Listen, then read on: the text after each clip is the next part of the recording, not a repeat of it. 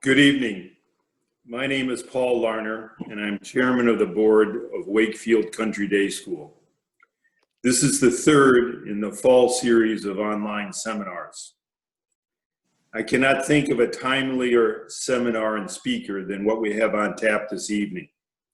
With 13 days before Election Day and next week's Senate confirmation vote on Amy Barrett, we are privileged to welcome Flint Hill resident Paul Smith to provide an update on what may become vitally significant election law issues and to respond to questions. Even among our highly distinguished adjunct faculty, Mr. Smith is a bright star as a summa cum laude graduate of Amherst College, editor of the Yale Law Journal, and clerk to former Supreme Court Justice Louis F. Powell. He is a veteran of Supreme Court advocacy, having argued 21 cases there. Before I turn it over to Mr. Smith, I mention that you can find more information on our Wakefield Country Day School seminars and listen to previous recordings at WCDSVA.org.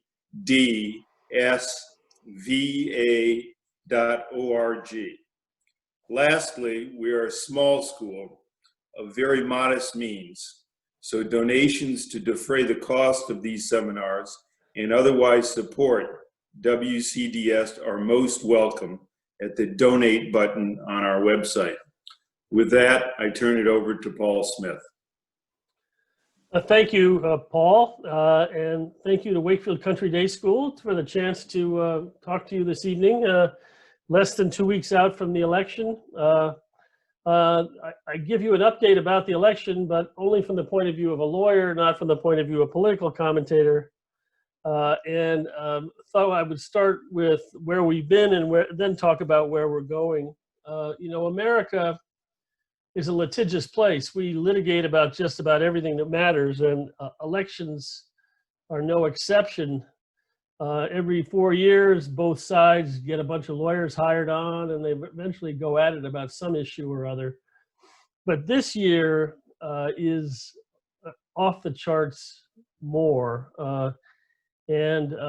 One of the things that's changed is that in addition to the Republican lawyers and the Democratic lawyers, a lot of us in the middle are also very active in the nonprofit sector, representing the interests of the voter, trying to make sure those interests get represented as well. I'm vice president of a place called the Campaign Legal Center, who many of you heard about, which basically does try to make democracy work. And we've been extremely busy. There have been at least 350 lawsuits filed already in this country about how this election is going to happen. And we've been involved in, I wouldn't say all of them, but a pretty significant percentage of them in one way or the other. And why is there so much litigation going on? Well, it's because we suddenly find ourselves holding an election in the middle of a pandemic. And that has created a whole variety. So it's about service duty.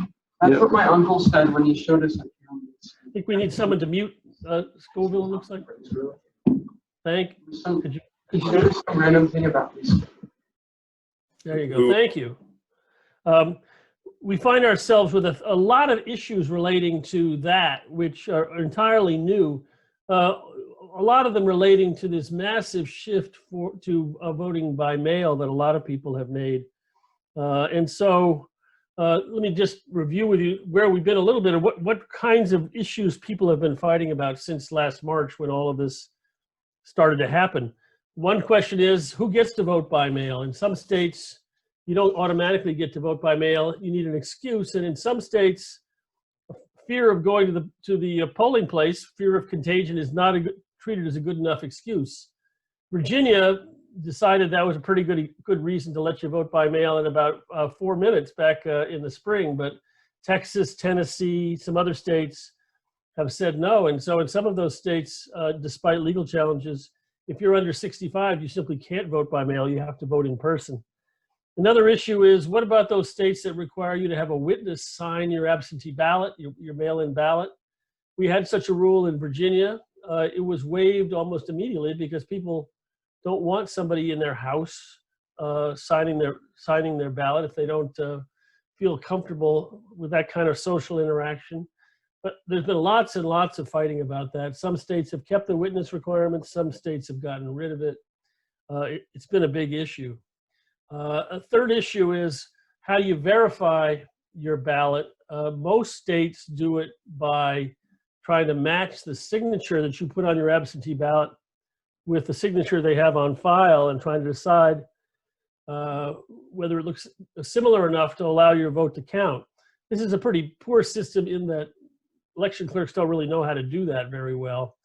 But that is a system we have. And the thing that we've been working on, along with a lot of other advocates, partisan and nonpartisan, is to try to make sure that people get notice if their ballot's about to be not counted, it's about to be thrown in the trash.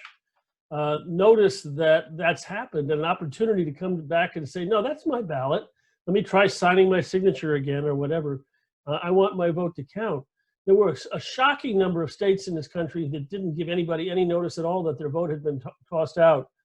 But, you know, mattered an awful lot less when 3% of the votes were being cast by mail rather than 40 or 50%, which is what's going to happen in some states. So that's been a pretty successful initiative to try to fix that in most of the country. Another issue is, well, people started getting worried about the post office, which, you know, some people think has been deliberately sabotaged, some people don't. It's a complicated partisan issue. But that nervousness has led people to say, why don't I just drop off my mail-in ballot rather than mailing it back? And the question has come up, well, how many places does the state have to make available to you to do that? And in Pennsylvania, the state decided to create quite a few, and the Trump campaign sued them for that, saying they don't want so many drop boxes. In Texas and Ohio, on the other hand, the secretaries of state and the governor said, we only want one drop box per county. It doesn't matter whether the county is like Harris County with 8 million people, the size of Rhode Island, or a little county in rural Texas with 4,000 people. You each get one drop box.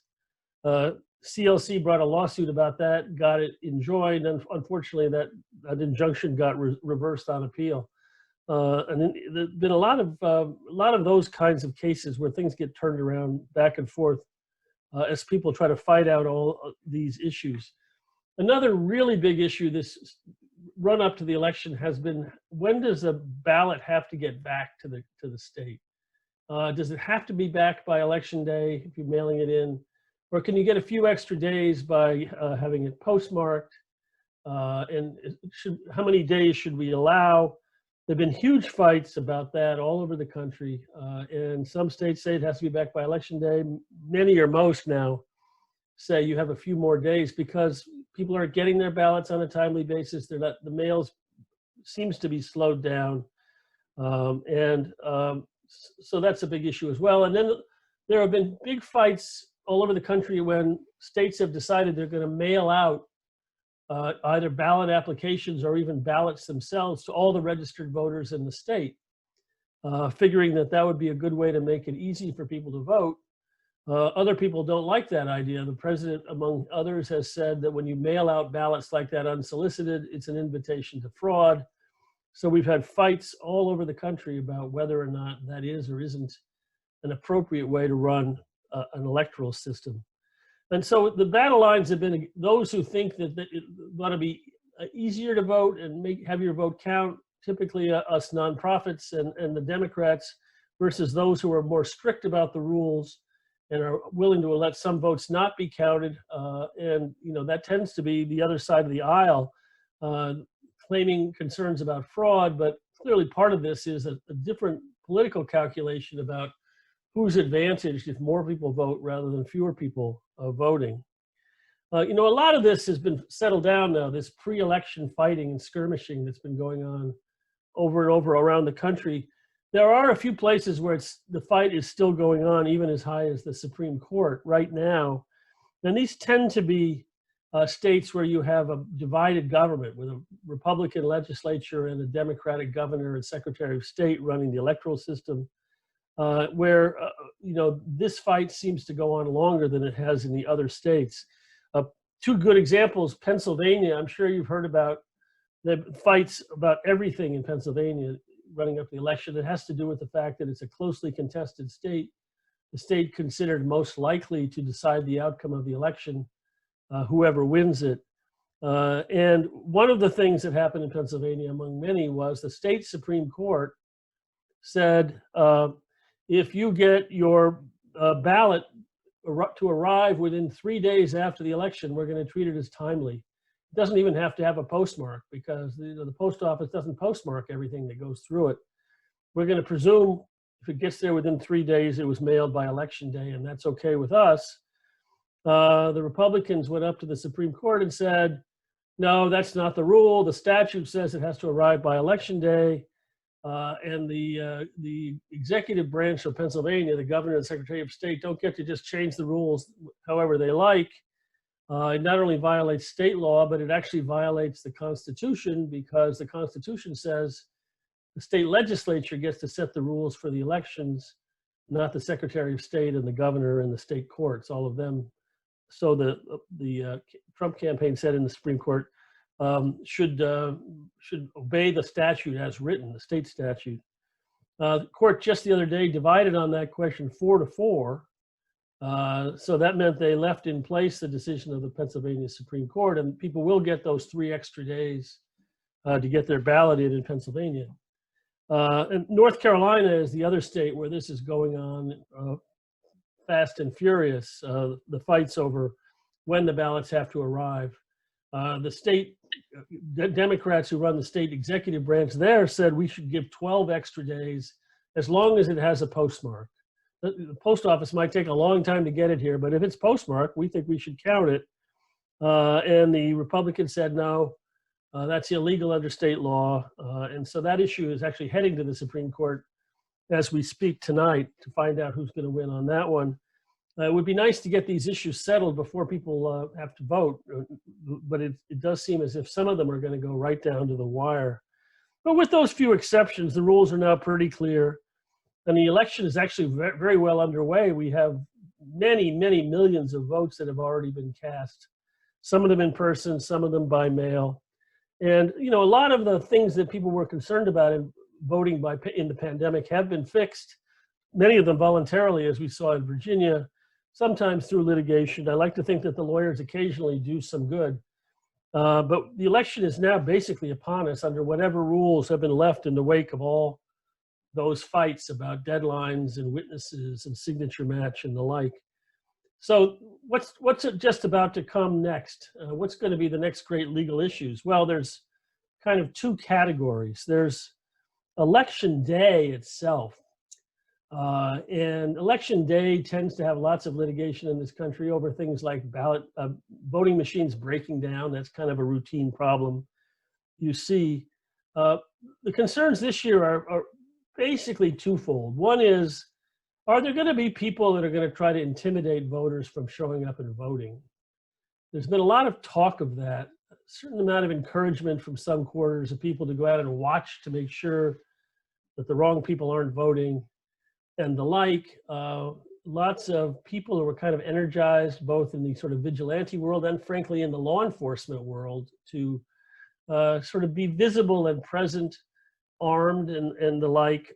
We saw a police officer go in a polling place just yesterday in Miami-Dade County in Florida with his uniform and his gun and a mask that said "Vote for Trump" right in the polling place.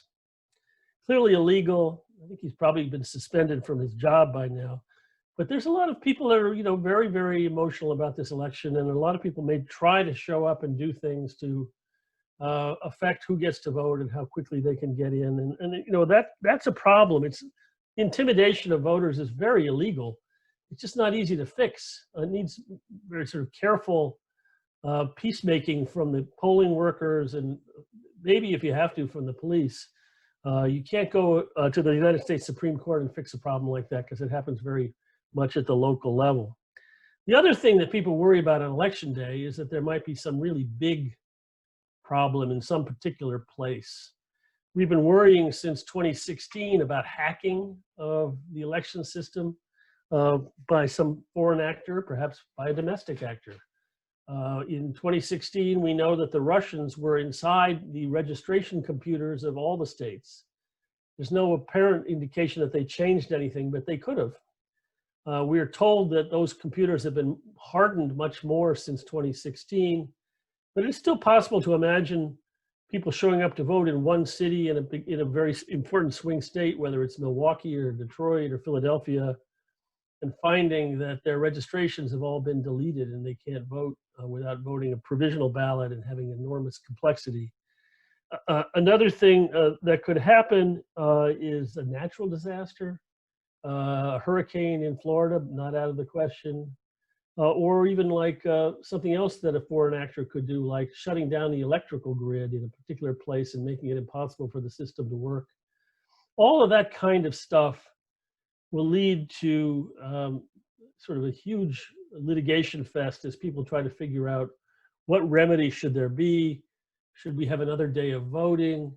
When should it be? Who gets to have an extra day of voting? Does the whole state get to have it, or just the place which was affected? And you can imagine what kind of ferocity that kind of fight would be if it's a state where the outcome turns on whether this particular part of the state gets to vote, and if the national outcome in turn depends on which way that state votes in the Electoral College.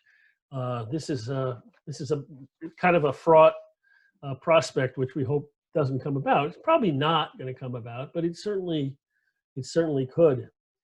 And then there's been all this talk for the last few weeks about what happens after the election. And there are lots of issues about that. A lot of them arising from the very weird system we have of electing a president. As you know, we don't actually vote for the presidential candidate we want to win, even though that's what the ballot says. We vote for electors who will meet and vote on December 14th in their respective states for the candidate that won their state. Those votes that get mailed to the District of Columbia, where on January 6th, the Congress opens the ballots and counts the electoral votes and decides who's won. So we don't really know officially, at least, who the president is until Congress has counted the votes in January. This produces lots of opportunities for messing around, even leaving aside the fact that the Electoral College, of course, makes it possible for somebody to be elected even though they didn't get a majority of the votes nationwide.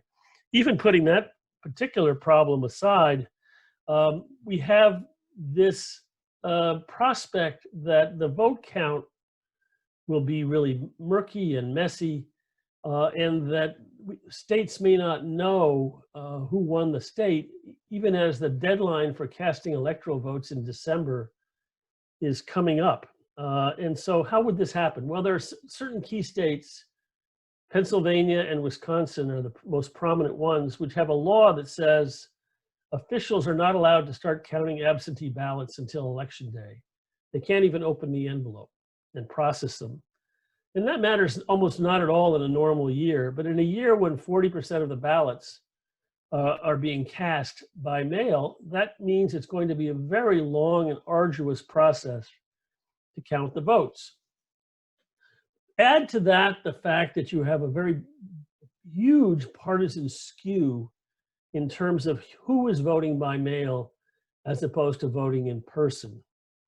And if you imagine in Pennsylvania or Wisconsin how this is going to play out, on election day, Trump may be very far ahead in one of those states because he's got the benefit of all the Republicans who have been decided to vote in person under the persuasion of the president. And then you've got millions of mail-in ballots waiting to be opened and counted. And the prospect that over a period of a week or two, the Trump lead could be whittled away in favor of Biden as all those Democratic mail-in ballots are being counted and added to the total. And this has a bunch of potentially worrisome consequences. It gives, of course, the Republican side of the aisle a great incentive to try to stop the count. And they would presumably do that using the accusation that has already been flung around that mail-in voting is rife with fraud, that you can't really trust votes if they come in by mail. An accusation which has been contradicted by actual experience in states that have used voting by mail for years. but nevertheless something that a lot of people believe and that is certainly very strongly asserted. So you might imagine that the president and his people would go to court and try to shut down the count while he's still ahead.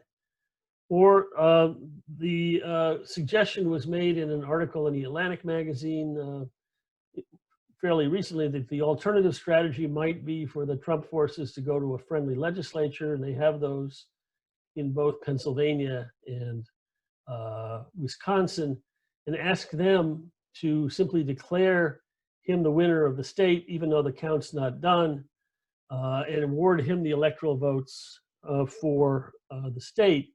The power to do this is in the Constitution. The legislature actually gets to decide how to pick the electors. And you know, for many years, all 50 states have decided to pick electors using an election, popular vote. But that's not necessarily the only constitutional alternative. Legislatures might say, well, look, that whole vote thing didn't work. We can't trust the results. We're simply going to name the winner. And you might even see a situation where the legislature says Trump won, the governor says Biden won, and two sets of electoral votes are cast by two different sets of electors on December 14th. Both sets of votes are sent to Congress to be counted. And you have a problem trying to figure out which votes are valid. That might get litigated up to the Supreme Court, where President Trump has said he wants to have a ninth justice in place because he anticipates that challenges to fraudulent votes and to electoral votes are going to go up to the Supreme Court. Or it might actually be decided in Congress, which is what the Constitution actually says should happen. It's the Congress that counts the votes, that can decide which votes are valid. And a lot in that context will depend on who controls both houses of Congress. It will be the new Congress that would be handling this kind of uncertainty, this kind of double slate scenario where Pennsylvania or Wisconsin or some other state sends two sets of votes, because the new Congress gets sworn in on January 3rd, and they don't start counting the electoral votes until January 6th. You know, all of this probably won't happen, and all of it can be worked out if it does happen. But the really most scary scenario is you combine all this voting by mail with an election that is as close as the election of 2000 was, the Bush v. Gore election, which was decided by the vote of Florida, which in turn was decided by something like 500 votes out of several million votes. Those of you who remember that time will remember the hanging chads and the litigation and the many weeks we had to wait to find out who won the presidency. Well, when you're having recounts like that in a very close election, the thing that people fight about is primarily absentee ballots, mailed in ballots, because those are the ones where you can actually find something to fight about. Did they do their signature in the right place? Did they mark it in the right way? Did they put an X instead of filling in the bubble? What does that mean? And you know, sometimes when you do a recount, you fight about a couple hundred of those. But when you have several million of them cast, you could have a recount last for months. The problem is we don't have months. The presidential election system is set up so you need to have the electoral votes cast on December 14th. You need to count them in January, and the president's term ends regardless of what else happens at noon on January 20th. So we need somebody, the incumbent or somebody else, to be sworn in as the next president. And so this problem of a massive shift to mail-in voting, an unwillingness of some states to start counting the votes or even opening them until election day, and the prospect of a very close election requiring many recounts in a state that's going to decide the presidency is really worrisome. And you know, how that would ever play out is not entirely clear to me. It would certainly give the legislature of that state kind of cover to just say, we're just going to declare the winner, which is actually what almost happened in Florida in 2000. The legislature there almost said, screw it, we're just going to name Mr. Bush the winner of the Florida electoral votes. It didn't come to that because the Supreme Court kind of did it for them, but it could have. Anyway, that's enough to keep you all worried about the election for the next few weeks as we get there. And you know, I honestly don't really, I'm not predicting any of this stuff. And, you know, it may very well be that all of us who have been worrying about this kind of thing for weeks and months are going to be happily surprised on election night. There are a number of states that do, in fact, count their electoral votes, their absentee ballots, their mailed-in votes in advance, and put them in the system and have them ready to announce on election night. A few examples are Florida, North Carolina, Texas, and Arizona. And so you're going to hear results from those states with very high percentage of the vote counted by 10 or 11 at night on election night. And if those states show a clear trend in one direction or another, that might make everybody kind of figure, well, we kind of know where this election is going, and we don't need to sort of fight to the death on the votes from Pennsylvania and Wisconsin, however long it may take to play that out. I'm actually hopeful. There's an old cliche that election administrators' prayer is that it should not be close, that it should be clear who won, because if it is, you don't have to fight about the details. You know, I think that is something we should all be praying for, whichever side you are on politically, that there should be a clear answer, because it doesn't serve the country well if half the country is going to spend the next 4 years thinking that the president was not legitimately elected. And we should all devoutly hope that the country doesn't have to live through that kind of challenging political situation, that we have a clear answer and that we can move forward without having the lawyers and the judges and the Congress embroiled in months of scrambling to try to figure out who really won the election. But that might happen. So I'm giving you that warning, but fingers crossed that we can all save ourselves from that. I think what I'm going to do is pause with that, having created nightmare scenarios, and see if there's some Q&A we want to do. Suzanne and Paul, how do we do this? With the chat, or with people raising their hands on Zoom, or what? You know, I think it might be easier to try chat at the beginning. Okay. Anybody want to put a question in there? Happy to answer whatever you want to do. I can also talk about the Supreme Court if you want, even independent of the election.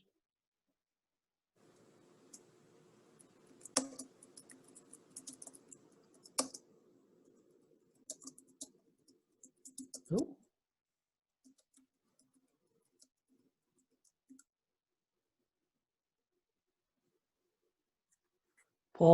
Paul Larner asks, what if someone changes their mind and tries to vote a second time? The one thing you don't get to do is change your mind and vote a second time. It's not a rescindable thing when you cast a ballot if it's in the system. The other thing you can't do is what the president suggested you should do, is go try to vote a second time and see if they'll turn you away as kind of a test to make sure that your mail-in ballot actually got counted. The right way to handle that is, in most states, they have a thing where you can go on and track your ballot like you can track your FedEx shipment, and see whether the vote has been credited.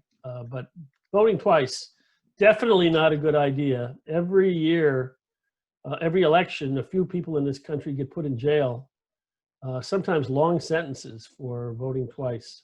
And so don't do it. Okay, what's the next question here? What exactly is happening with the Supreme Court right now, says Ella. Well, we are waiting to find out whether or not Judge Barrett will be Justice Barrett. It seems to be quite clear that she will, and probably happen before the election. They seem to be interested in getting it done before the election. I think they're a little worried that it may be such a Democratic landslide that it would be difficult for them to go ahead and confirm her afterwards. But even if it isn't, they intend to confirm Judge Barrett. Judge Barrett is a very, very smart person with a wonderful personal story of her 7 kids that she helps raise as a judge, and 2 adopted kids from Haiti and everything. She is extremely conservative, for good or ill. She is going to move the court to the right, and especially on social issues that people of conservative religious faith care a lot about: abortion, gay rights, things like that. That's what her sort of life's mission seems to be. And nothing that's happened in the hearing suggests that that's not going to happen. So, you know, like it or not like it, that's kind of where we're going to be. The Supreme Court is going to be more conservative, I predict, than the rest of the government and really than the American people for quite a long time. Okay, next question. Let's see, Jennifer.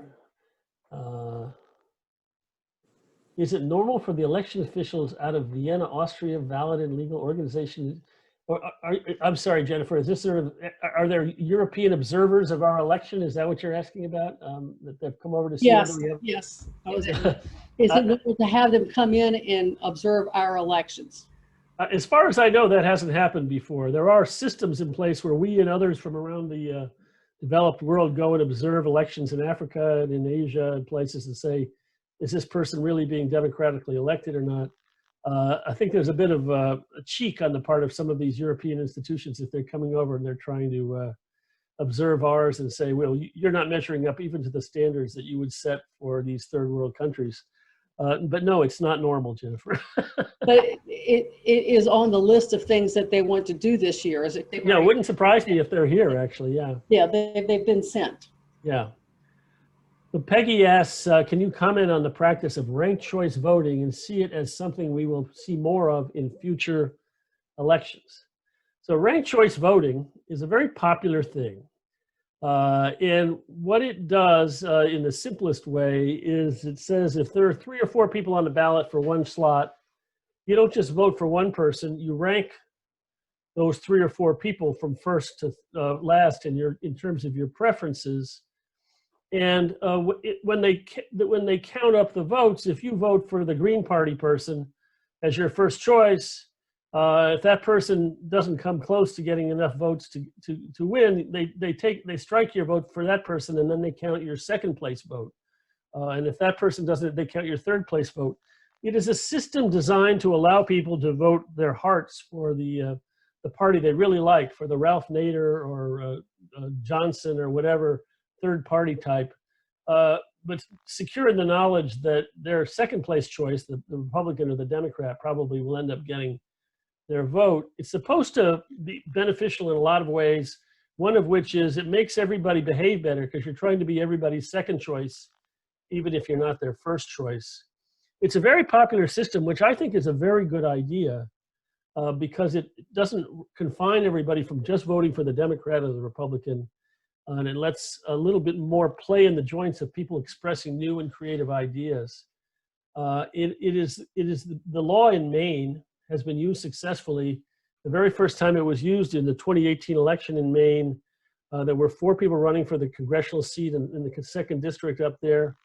The person who won the plurality right on election night was the Republican incumbent, but he only had 40-some% of the vote.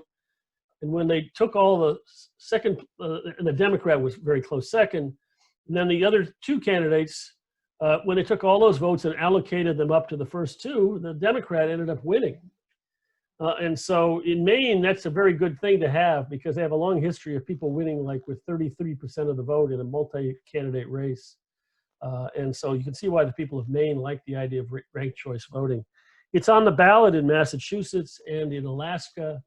And I predict it will be something that people will be continuing to push for. It's one of the things that good government groups think can make our democracy work better and get us a little bit out of the 2-party logjam that we're in. Let's see here. Next question. Okay, there's a lot of questions piling up here. Gotta go find where we were in the thread. Okay, when do you believe we will know who is the president-elect? Well, I change my views about that every time I look at the polls, and you know, my own guess is that Biden is going to win Florida and North Carolina, and that's going to pretty much tell us on election night what we have.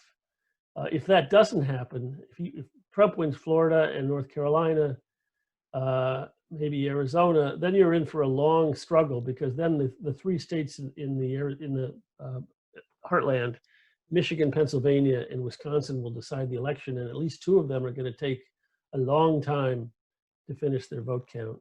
So I'm gonna basically dodge the question, which is a thing lawyers learn how to do, and say I'm hopeful we'll find out on election night, but I'm not at all confident. What if the Supreme Court rules that Trump won with all the Republican justices voting for Trump and the Democratic justices voting for Biden? Would trust be seriously damaged? Yeah, you bet. I think that would be bad. It's a little bit like what happened 20 years ago, a 5-4 decision in Bush versus Gore decided that Bush won and that the election recounts that were going on in Florida should be shut down. And you know, this is the thing that the Chief Justice devoutly hopes to avoid, because if you're the Chief Justice, one of the things you care about most is preserving the legitimacy of the Supreme Court, that it's something other than just a political institution. You remember him criticizing President Trump for saying there were Trump judges and Obama judges. If they have to decide the election and they end up doing it along party lines, or even worse, if it gets decided 5-4 with Barrett casting the 5th vote, that would pretty much be it for the legitimacy of the court. And I think the response from the Democrats might be to add a bunch of justices if they carry the Senate. Of course, if they lose the presidency because of that, they wouldn't be able to do that. It would be, we're talking major problems with our country if these kinds of things end up happening, because what institution is left that people would still feel good about at that point? Not the White House, not the court. It would be really unfortunate. The thing about this year is it's so easy to think of all these nightmare scenarios, but they probably aren't going to happen. How do states choose electors? That's a question from Janelle. The states have chosen to choose their electors by having an election. That's what we do on November 3rd. But it's not written in stone that that's how you have to do it. Early on in the Republic, some states simply said, we're going to have our legislature meet and vote on who the electors are going to be. We don't care what the people think. We think it's better that we decide who the electors are going to be. And that would be perfectly constitutional if a state legislature decided to do that. The thing is, to be legitimate, they'd have to do it before the election happens. If they try to do that after the election, which is what people are talking about, then that really is sort of a, heads I win, tails you lose. I'm going to appoint the electors because I don't like the way the people voted. And I don't think that's legitimate at all. And the courts are probably going to be very upset about that. I don't think that's a good thing. It's not inconceivable, but it's not a good thing. But the truth is, we choose them on election day because the legislatures of each state have decided that's the way we're going to choose them. And that's been the way it's been for 150 years, but it could conceivably change to legislative appointment or some other system. Is it completely constitutional for Justice Ruth Ginsburg to be replaced before the election? The answer to that is yes. There's nothing in the Constitution that says you have to wait a period of time after a justice seat is vacant. The president can nominate whenever he wants to. The Senate can confirm whenever it wants to. These are things that are more a matter of custom and norm. The rush to do this is, is clearly very divisive. And it's made worse by the fact that they did exactly the opposite 4 years ago when Obama had an appointment in election year.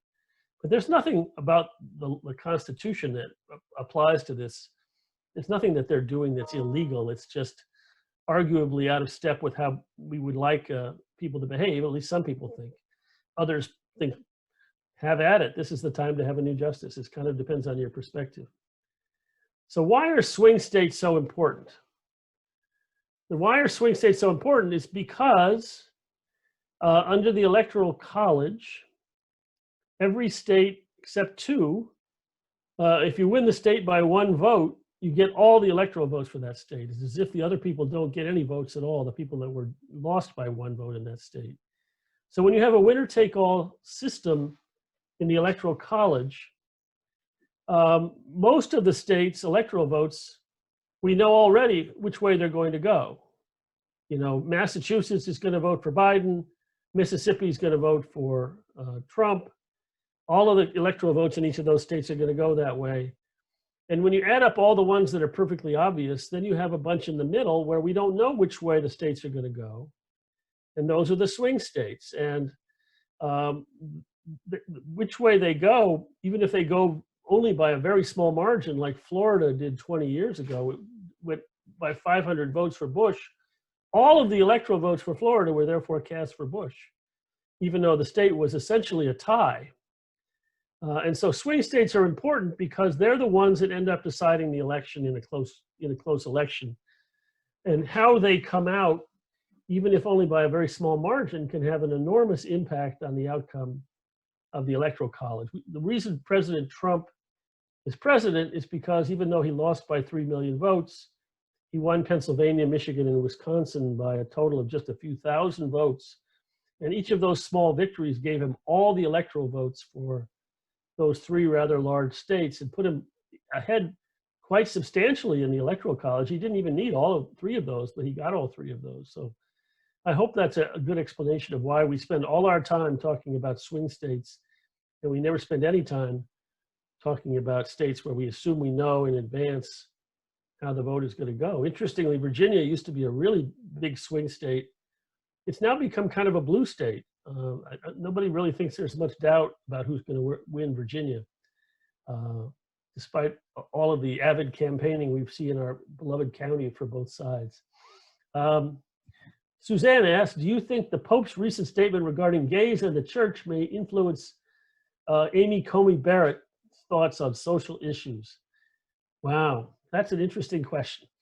So what the Pope did today was announce the support for the idea that there should be civil unions, not religious unions, but civil unions for same-sex couples, some form of recognition short of marriage.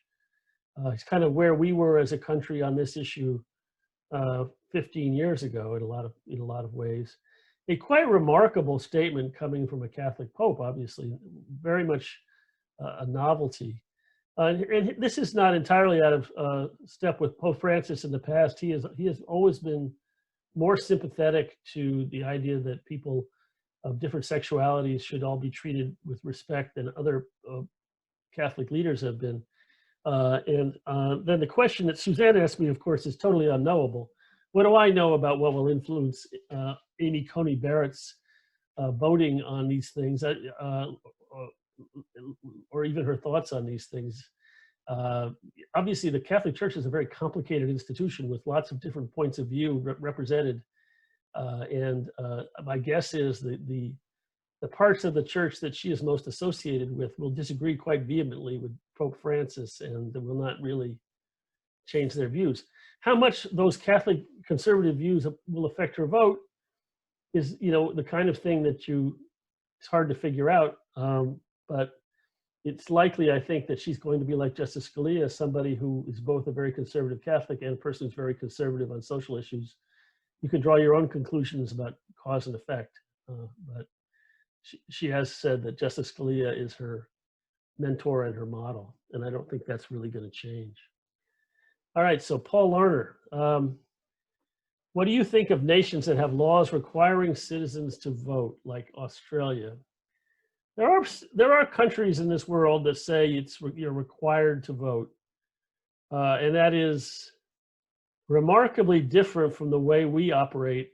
We have a very low voter turnout in this country, and it's of course not your duty to vote as a matter of law.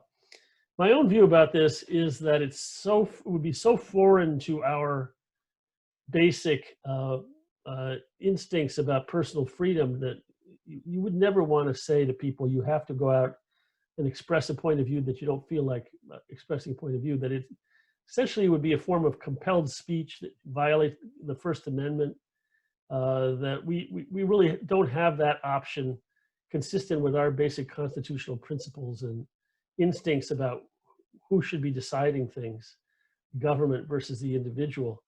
One of the reasons why we have such a low voter turnout is because we have a very different electoral system than most democracies. In most democracies, every party gets a proportional share of the seats in the legislature. So if you're the Green Party, you're the Libertarian Party, and you get 8% of the vote, you get 8% of the seats. And people vote for the party they really love because they know every vote's going to count. Even if The only other libertarian in their county is one other person. There's a bunch of them across the other side of the country, and all of those votes are added together, and you give this proportional share.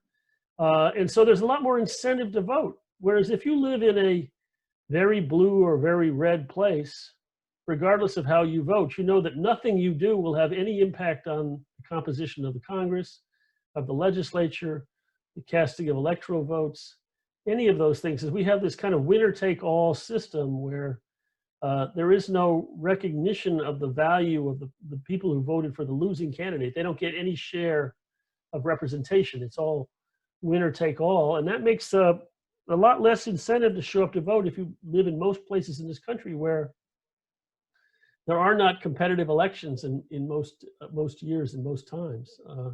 So that's how you end up with years where we get 55% of people voting instead of, like many countries around the world, 80, 90% of the people vote. But they know that their vote's going to be of some value. It's going to give their preferred party an extra seat in the legislature under a proportionality system. We are not ever going to have a proportionality system. The Supreme Court has said that's so totally foreign to the system we inherited from the British that we're not going to go there. Suzanne, here's a question from a student. Why is the government so against reevaluating the Electoral College and having it align more with the popular vote? Well, I think if you ask people, the people of this country, should we get rid of the Electoral College and stop having these minority presidents like Bush and Trump, it would be very, very popular to get rid of it. The difficulty is that it's in the Constitution. And to change the Constitution, you have a very onerous process. You have to pass an amendment by 2/3 in both houses of Congress, and then it has to be ratified by 3/4 of the states. Now that people have the perception that the Electoral College favors one party, it's elected 2 Republican presidents who lost the popular vote in the last 4 elections. It's going to be very difficult to find 3/4 of the states to say, no, we're going to go with a popular vote idea. And so I think we're stuck with it for the foreseeable future and just have to sort of live with it. But it is a problem because it not only gives us minority presidents, but it also creates all the room for mischief of the stuff that we're talking about here with legislatures taking the power away from the people after the fact and the like. So next question, do you think that people should have to vote by law? Well, I think I already did that one. Should the Electoral College system be overhauled? How long would this revamping take to be effective? Like I said, it's almost impossible to imagine a constitutional amendment. Now, there is a Plan C, which is called the National Popular Vote Compact. And what this is that it's a voluntary agreement among states passed by state legislatures. And they agree that they will cast their electoral votes for the national popular vote winner once enough states have signed on to the agreement that they control more than half of the electoral votes overall. And if more than half of the electoral votes are cast for the national popular vote winner pursuant to the terms of this compact, regardless of how a particular candidate did in one of those states, then you've effectively created a national popular vote system, because you know then that the national popular vote winner will get more than half of the electoral votes. People have been trying to get this compact up to the level where it can be effective, enough states signing on to control more than half the electoral votes for a long time. And it was just about to get there until we got this new perception that the Electoral College is favoring the Republicans and hurting the Democrats. And so I think it may stall out just a few states short of that place where they could actually try to use an informal agreement method to solve a constitutional problem. Next question. Does any state require that a candidate win at least 15% of the congressional districts in addition to the popular vote to be awarded all of the state's electoral votes? No, there is no state that does that. The only thing, there basically are 2 kinds of states. Nearly all the states say if you get one more vote than everybody else, in the election, you get all of our electoral votes. There are 2 states that do it differently. They are Nebraska and Maine. And they say we are going to cast our electoral votes by congressional district. So each congressional district within our state that you carry, say we're in District 5 here in Virginia. If Virginia had this system, if one of the candidates got the most of the votes in District 5, they would get District 5's electoral vote. And the same with each of the other congressional districts. And then there would be 2 electoral votes that are cast for the statewide winner. Those are the ones that are given to the state by virtue of having 2 senators. The electoral vote that each state has is there are 2 senators plus however many members of the House they have. So you could have a system that is less winner take all if you award it by congressional district. It creates other problems because the House of Representatives is so gerrymandered in favor of the Republicans that in many years when the Democrats get more votes nationwide, they win many fewer congressional districts than the Republicans. Many congressional votes are wasted in Democratic districts. Like imagine all the districts in New York City that are 90% Democratic. All those votes count in the national popular vote total, but there are a huge amount of wasted Democratic votes. So doing it, if all the states did it by congressional district, it would actually guarantee a victory by the Republican candidate in almost any presidential election. So not necessarily a good solution if you believe in democracy. I think that's pretty much the end of the questions, and I think we're running out of our hour and my energy level, right, Paul? So I hope that's yeah. good. Let me thank you for a cogent presentation and cogent answers to some difficult and murky problems, and making yourself available this evening. It's been wonderfully educational. So I'll ask everyone to give you a Zoom round of applause, and we'll look forward to your aspiration that we have a clear and convincing result on November 3rd. Yeah, let's all hope for that. And thank you all for your attention and basically some great questions. I thought it was really a wonderful crowd. It was a pleasure to be able to talk to you. And thanks, Wakefield, for gathering us all together. You're most welcome. Take care. Thank you. Thanks, Paul. Bye.